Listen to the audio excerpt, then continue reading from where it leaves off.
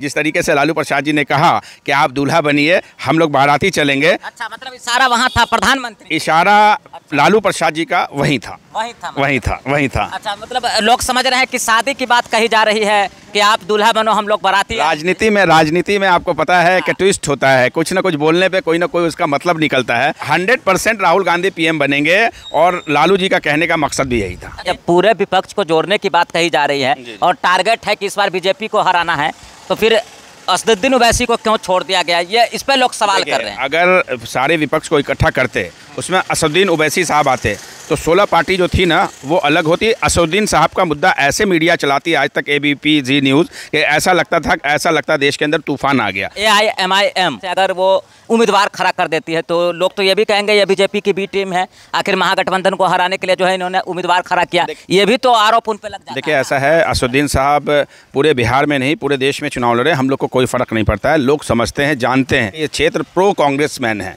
कांग्रेस का, और ये सीट कांग्रेस की ही। महागठबंधन से मधुबनी लोकसभा से कांग्रेस को सीट मिलेगी, 100% कांग्रेस को ही मिलेगी। मधुबनी को मिलेगा, ये कितना परसेंट चांस है वो बताइए अपनी बात की। देखिए, आप लोग चाह लेंगे और दिल्ली चाहेगा, दिल्ली के अंदर जो बैठे हैं और बिहार के अंदर बड़े नेता चाहेंगे तो सब कुछ हो सकता है। कहाँ घूम रहे हैं ये बताइए, अभी तो आप बिस्फी क्षेत्र में हैं, कहाँ की तैयारी चल रही है? तैयारी कांग्रेस को मजबूत करने की चल रही है। अच्छा, कांग्रेस मजबूत होगी, अब मजबूत हो गई है। कर्नाटका से शुरुआत हो गई है, आपने देखा है, हिमाचल और कर्नाटका से शुरुआत हो गई है। 2024 में किला फतेह होगा। विपक्ष जो थे वो एक साथ एकजुट होने की बात कही जा रही है, लेकिन एक मुद्दा ये भी उठ रहा है कि आखिर असदुद्दीन ओवैसी जो है उनको क्यों नहीं बुलाया गया, इस पर क्या है कांग्रेस की प्रतिक्रिया या फिर आपकी प्रतिक्रिया?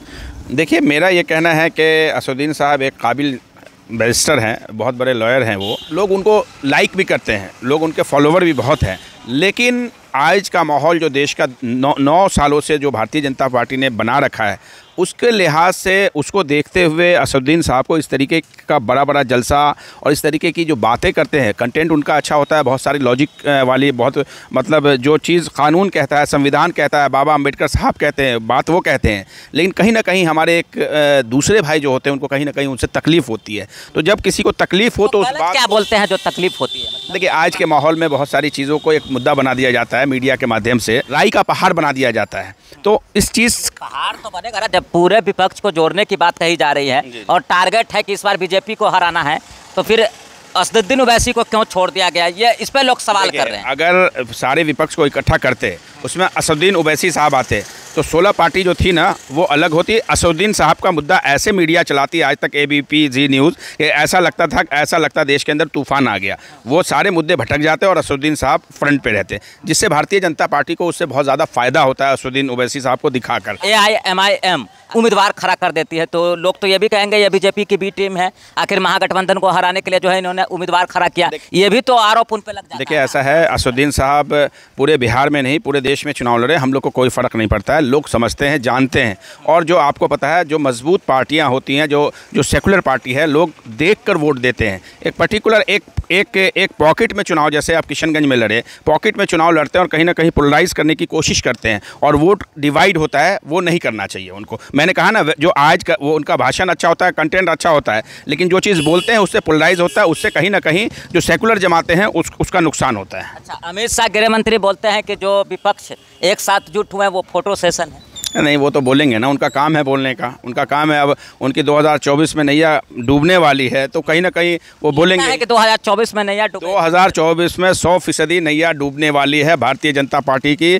और देश के प्रधानमंत्री मुझे लगता है आने वाले वक्त में राहुल गांधी बनने वाले हैं। ये राहुल गांधी ने पैदल यात्रा किया कन्याकुमारी से लेकर कश्मीर तक, लगता है कि इस यात्रा का कुछ फायदा जो है से कांग्रेस को मिलने जा रहा है। जो देश के अंदर नफरतें बढ़ी हुई थी 9 साल से, आपने देखा होगा जिस तरीके से हिंदू मुस्लिम हो रहा था और देश को एक साथ करने की कोशिश करी, और कन्याकुमारी से कश्मीर तक चलने का मकसद यही था कि जो नफरतें फैली हुई है, जो हर तरफ हिंदू मुस्लिम किया जा रहा है, मस्जिद मंदिर किया जा रहा है, पोलराइज किया जा रहा है, देश के अंदर जो चीज़ हो रहा है, मैं बार बार कह रहा हूँ कि सत्ता राहुल जी, सोनिया जी या प्रियंका जी के लिए अहम नहीं है। अगर उनको प्रधानमंत्री बनना होता तो 2004 में बन जाते, 2009 में बन जाते, 10 साल वो वो लोग प्राइम मिनिस्टर रहते। सत्ता उनके लिए अहम नहीं है। जो गांधी ने सिखाया, जो नेहरू ने सिखाया है कि देश को किस तरीके से यूनिटी कैसे एक रखें, वो एक करने के लिए, देश को मोहब्बत बांटने के लिए, मोहब्बत की दुकान खोलने के लिए वो कन्याकुमारी से लेकर कश्मीर तक पैदल चले हैं। 4000 किलोमीटर पैदल चलना कोई बच्चों का खेल तो नहीं है। कन्याकुमारी से कश्मीर तक, और जो स्पीड हम लोग गए उनके साथ महाराज। कितना दिन वहाँ शामिल हुए उनके यात्रा में राहुल गांधी? मैं तमिलनाडु में भी था, मैं केरला में भी था, मैं महाराष्ट्र में भी था उनके साथ, मैं उत्तर प्रदेश में भी था और मैं कश्मीर में भी था। जहाँ जहाँ मुझे मौका मिला 5-5 दिन 4-4 दिन हम लोग जाते रहे, उनके साथ रहे। हम लोग बल्कि उनसे कम एज के हैं, बहुत मतलब उनसे कम एज के, बहुत बड़े बड़े पहलवान उनके साथ जो चलते थे, लोग दौड़, वो थक जाते थे, वो दौड़ लगाते थे। ऐसा वो पैदल भी चल रहे हैं तो वो लोग दौड़ लगा रहे हैं, वो पैदल चल रहे हैं। बहुत मजबूती से उन्होंने ये काम किया और देश के अंदर एक बड़ा मैसेज है। और भारत जोड़ो जो राहुल जी का है, उसके वजह से हम आज कर्नाटका को लीड किया है। कर्नाटका के अंदर कांग्रेस की सरकार, हिमाचल के अंदर कांग्रेस की सरकार बनी है और देखिएगा भारत जोड़ो का इम्पैक्ट देश के अंदर बहुत ज़्यादा होगा 2024। 2024 लोकसभा में कितनी सीटें कांग्रेस लाएगी? हम लोग का जो टारगेट है 350 सीटों का है, लगभग 350 से। मुझे लगता है भारतीय जनता पार्टी 200 के नीचे सीट जाएगी। बिहार में क्या रहेगा इसका मतलब? बिहार में 32 सीटें, 33 सीटें महागठबंधन जीतेगी। 33 सीटें महाराष्ट्र में 48 सीटें हैं। महाराष्ट्र में 40 सीटें जीतने जा रही है, आप देख लीजिए। मध्य प्रदेश में जीतेंगे, जहां हमारे पास कुछ नहीं था वहां जीतेंगे। राजस्थान में हमारे पास कुछ नहीं है, हम वहां जीतेंगे। ये मैं बता तो रहा हूँ। छत्तीसगढ़ के अंदर बहुत अच्छा परिणाम होगा, पंजाब के अंदर होगा, हरियाणा में एक वक्त में हमारी 10 की 10 सीटें थी, 9 सीटें थी। हम फिर से हरियाणा में हम 8-9 सीटें लेकर आएंगे। इस तरीके से हिमाचल के अंदर 5 सीटें हैं, वहाँ भी हम लेकर आएंगे। उत्तराखंड के अंदर 5 सीटें हैं, वहाँ भी हम 3-4 सीटें लेके आएंगे। दिल्ली के अंदर हम 4-5 सीटें लेके आएंगे। आप दरभंगा जिला से हैं, जाले से हैं। मधुबनी लोकसभा से अभी तक जो है महागठबंधन का कोई उम्मीदवार मुझे लगता है जो तय नहीं हुआ, कोई चेहरा नहीं आया है। आप भी सक्रिय राजनीति में हैं, बहुत दिनों से कर रहे हैं। क्या लगता है इस बार आपको टिकट मिलने के लिए जा रहा है? हम 20-22 साल से मेहनत कर रहे हैं। हर आदमी की कोशिश होती है कि वो MLA MP बने, मंत्री बने, मुख्यमंत्री बने, देश का प्रधानमंत्री बने। हर आदमी की कोशिश होती है। अगर यहाँ पे कांग्रेस का सदा शकील साहब ने यहाँ पे काम किया है, कांग्रेस यहाँ बहुत ज़्यादा साहब तो उन्होंने तो कहा कि अब हम कोई चुनाव नहीं लड़ेंगे कभी, तो क्या लगता है यहाँ कांग्रेस बहुत ज़्यादा मजबूत है। और मैं महागठबंधन के तमाम लोगों, चाहे नीतीश कुमार हो, चाहे RJD के लोग हो, तमाम लोगों को कहेंगे कि ये क्षेत्र प्रो कांग्रेसमैन है, कांग्रेस का, और ये सीट कांग्रेस की ही। महागठबंधन से मधुबनी लोकसभा से कांग्रेस को सीट मिलेगी? 100% कांग्रेस को ही मिलेगी मधुबनी। मिलेगा, ये कितना मतलब कितना % चांस है वो बताइए अपनी बात की। देखिए, आप लोग चाह लेंगे और दिल्ली चाहेगा, दिल्ली के अंदर जो बैठे हैं और बिहार के अंदर बड़े नेता चाहेंगे तो सब कुछ हो सकता है। राहुल गांधी से तो आपकी बात होती होगी ना, डायरेक्ट मांग लीजिए टिकट, ऐसा नहीं होता है? अगर बात भी होती हो तो अपने लिए कुछ नहीं बोला जाता।